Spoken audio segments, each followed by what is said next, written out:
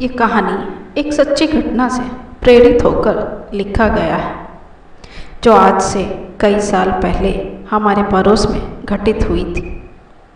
पात्र के नाम अलग और कहानी लेखिका के लफ्ज़ों में गढ़ी गई है। माँ माँ इधर आओ, अगम जोर से आवाज़ लगाता है। शोभना जी आवाज़ सुनकर स्टोर रूम में जाती है और कहती है, क्या हुआ बेटा? वहाँ टूटी फूटी जंग लगी एक साइकिल रखी हुई थी। उसके साथ कुछ किताबें रखी हुई थी और एक बड़े से बक्से में कुछ पुराने कपड़े और उसके मेडल रखे हुए थे, जिसे देखकर अगम कहता है, माँ अब तो हटा दो इस साइकिल को, इन किताबों को और इन कपड़ों और मेडलों को। और कितने सालों तक इसे संभाल कर रखेंगी आप? अब तो इन यादों से बाहर निकलिए माँ। जाने वाला तो लौट के कभी नहीं आया, पर आप इस बेजान चीज़ों को आंखों में सजा कर रखा है। 10 साल माँ, 10 साल, समझ रही है ना कितना वक्त निकल गया। ऐसा बोलते बोलते अगम साइकिल और सारे सामान को उठाकर बाहर फेंकने लगा। तभी शोभना जी अगम का हाथ पकड़ लेती है और कहती है, बेटा यही तो मेरी आखिरी उम्मीद है और तेरे भाई की निशानी है। इसे यही वापस रख दे अगम बेटा। मेरा दिल कहता है वो लौट कर जरूर आएगा, इसलिए इसे वहीं वापस रख दे अगम। कहते कहते शोभना जी की आंखें नम हो जाती हैं, पर अगम शोभना जी की बातें सुनकर गुस्से से वहीं साइकिल और सारे सामान को पटक देता है और बुदबुदाते हुए कहता है, जब उसे आपकी फिक्र नहीं है तो फिर क्यों आप उसे याद करके अपनी ज़िंदगी का सुख चैन हराम कर रखा है? माँ अगर भाई को वापस आना होता तो वो कब का ना आ जाता। उसे भूल जाने में सबकी भलाई है। क्यों नहीं समझती इस बात को? पूरे 10 साल हो गए उसे घर छोड़े हुए, और पता नहीं अब तक वो जिंदा भी होगा या मर गया होगा। अगम की मरने वाली बातें सुन शोभना जी अगम के गालों पर एक तमाचा जड़ देती है और कहती है, भूल कर भी अपने जुबान पर आरुष के मरने की बात भी मत लाना। आरुष जिंदा है और जहाँ भी होगा ठीक होगा। मेरा दिल कहता है वो ठीक ही होगा। कहते कहते शोभना जी फपक कर रोने लगती है। माँ को इस तरह बिलखते रोते देख अगम शोभना जी को गले लगा लेता है और उसका ढाढ़स बढ़ाता है। ठीक है माँ, नहीं कहूँगा आगे से ऐसी बातें, बस आप खुश रहें। फिर माँ को स्टोर रूम से बाहर उनके कमरे में ले जाता है और आराम करने कहता है। जैसे ही अगम कमरे से बाहर आता है, उसकी नज़र अपने पिताजी पर जाती है, जो कोने में खड़े होकर रो रहे थे। अगम आगे बढ़कर अपने पिता के आंसू पोंछता है और कहता है, पिताजी आप भी? क्यों आप लोग एक ऐसे इंसान के लिए अपना जीवन बर्बाद कर रहे हैं, जिसे आप लोगों की फिक्र ही नहीं है?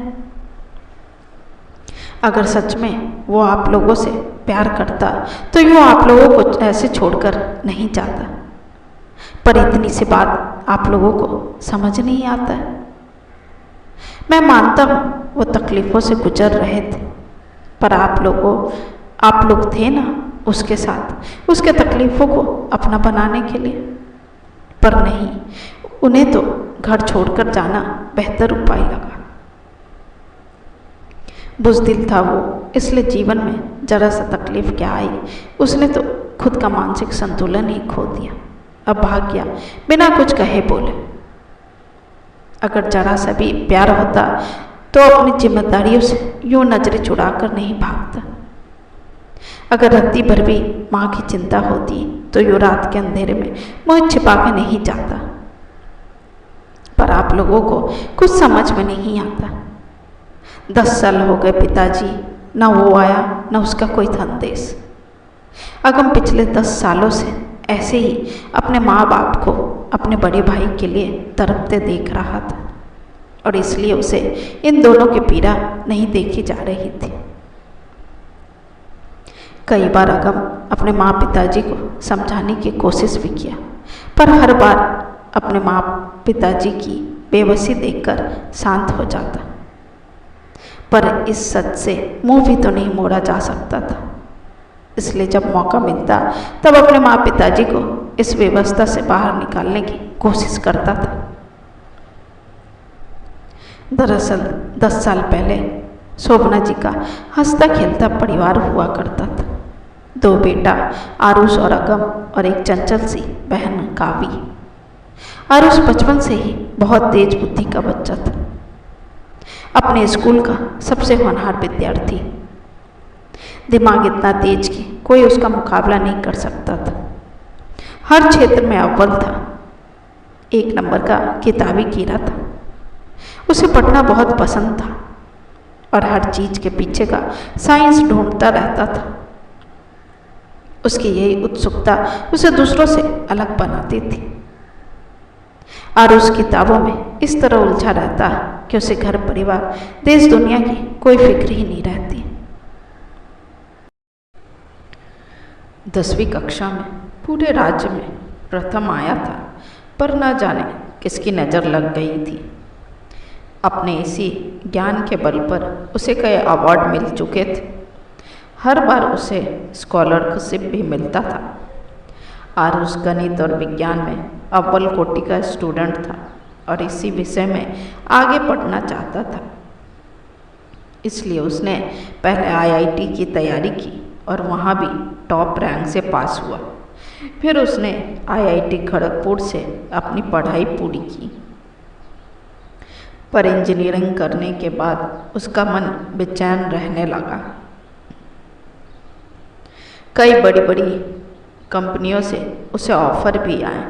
वो शुरू में किया भी, पर कुछ 6 महीने बाद उसका हर जगह से मन भर जाता था, क्योंकि उसे लगता था कि उसे इससे बेहतर जॉब मिल सकता है। उसके लिए ऑफिस में बैठकर 9 से 5 वाला जॉब पसंद नहीं आ रहा था। बस इसलिए वो किसी भी कंपनी में 6 महीने से ज़्यादा टिक नहीं पाता और पूछने पर कहता कि उसे कुछ और करना है। उसे ऐसा लगता था मानो अभी भी उसमें कुछ कमी सी है।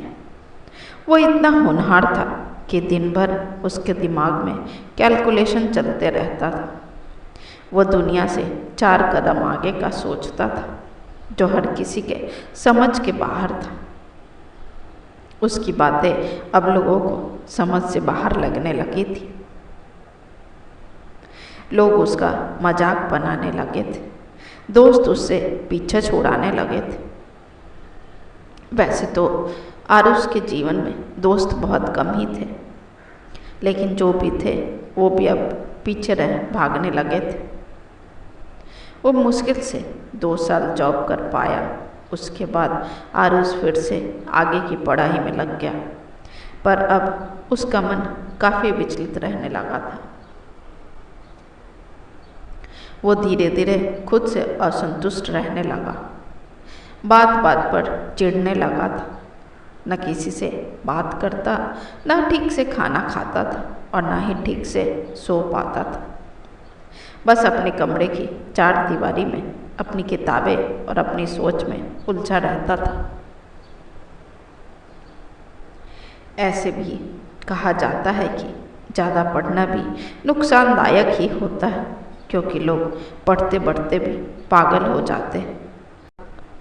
हद से ज़्यादा बुद्धिमानी भी घातक साबित होती है, कभी कभी जैसे आरुष के साथ हुआ था।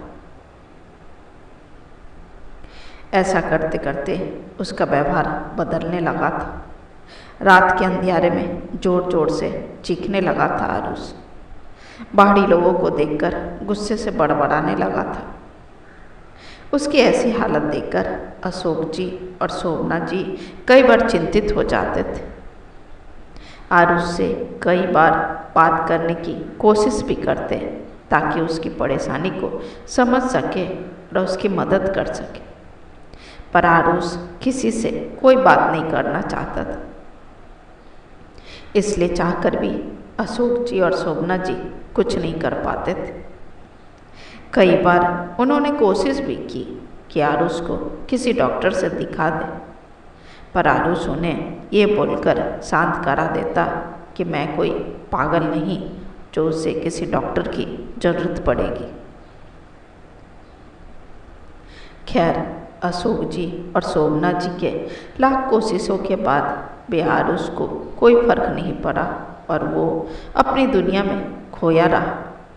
और एक रात वो किसी को बिना कुछ बताए घर छोड़कर चला गया और आज तक नहीं लौटा। कहाँ गया किसी को कुछ पता नहीं चला। अशोक जी और शोभना जी ने बहुत ढूंढा पर कहीं उसका कोई पता नहीं चल सका। पुलिस में भी रिपोर्ट कराया गया पर फिर भी आरुष का कुछ पता नहीं चला।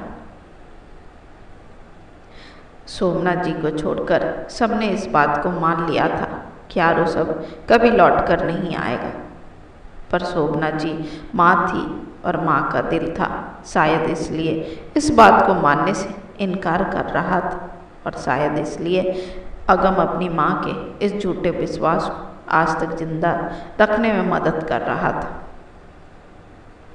वक्त बीतता गया और यादें धुंधली होती गई, पर बेटे की टीस आज भी शोभना जी के जहन में जिंदा थी। पर काफ़ी सालों बाद शोभना जी को पता चला कि आरुष सच में जिंदा है और वो मुंबई की सड़कों पर दिखाई दिया है। खबर सुनते ही अशोक जी पूरे परिवार के साथ मुंबई आते। अब पुलिस के द्वारा दी गई जानकारी के अनुसार जब ये लोग उस स्थान पर पहुंचते हैं तो इनके होश उड़ जाते। वो आरुष तो था पर उनका वाला आरुष नहीं था, क्योंकि ये आरुष अब सड़कों पर भीख मांगने वाला भिखारियों सा बन गया था। बाल लंबे लंबे, मैले कुचैले कपड़े, लंबी लंबी दाढ़ी, चेहरे पर लंबी लंबी चूड़ियों की लाइनें और शरीर हार मांस के बिना सूख सा गया था। पर एक चीज़ थी जो आज भी एक जैसी थी, उसका खुद से कैलकुलेशन करना और बड़बड़ाना। आरुष की ऐसी हालत देखकर अशोक जी और शोभना जी की आंखें गीली हो जाती। उन दोनों को रत्ती भर विश्वास नहीं होता कि वही उसका आरुष है। हाँ, माना कि वह जब तक उन लोगों के साथ था तब तक थोड़ा परेशान था, उसका स्वभाव बदल गया था, पर इस तरह पागल भिखारियों की तरह हो जाना उन्हें इस बात पर भी विश्वास नहीं हो रहा था। आज इतने वर्षों बाद आरुष मिला भी तो ऐसी अवस्था में। खैर, बेटा कैसा भी क्यों न हो जाए, पर माँ बाप अपने बच्चे को हर हाल में स्वीकार कर लेते। आज जो आरुष उनके सामने खड़ा था वो कोई हालात का माड़ा हुआ नहीं था, बल्कि ज़्यादा ज्ञान ने उसकी यह हालत बना दी थी। खैर, बेटे को आंखों के सामने देखकर शोभना जी और अशोक जी भागकर उसके पास जाते और उसे प्यार से छूने लगते, पर आरुष उनसे दूर हट जाता है और कहता है, मैं नहीं दूंगा, ये मेरी किताब, हट हट करके फिर आरुष शोभना जी को भगाने लगता है।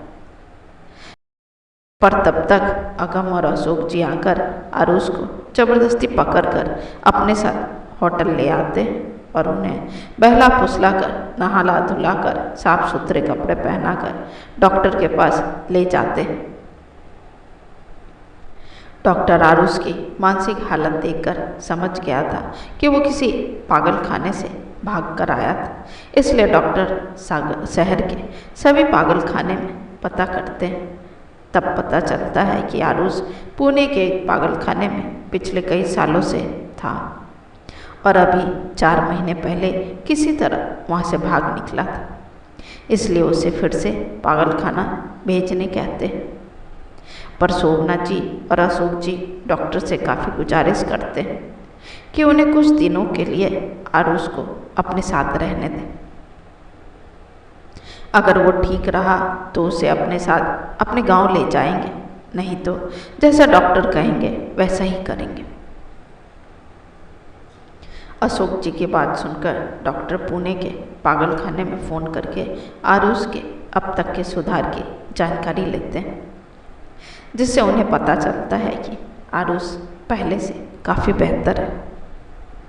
जब उसे लाया गया था तो वो काफ़ी खराब स्थिति में था, पर इलाज के बाद उसके मानसिक स्थिति में काफ़ी सुधार आया और इन 4 महीनों के दौरान पुलिस में भी उसके खिलाफ कोई मामला दर्ज नहीं किया गया था।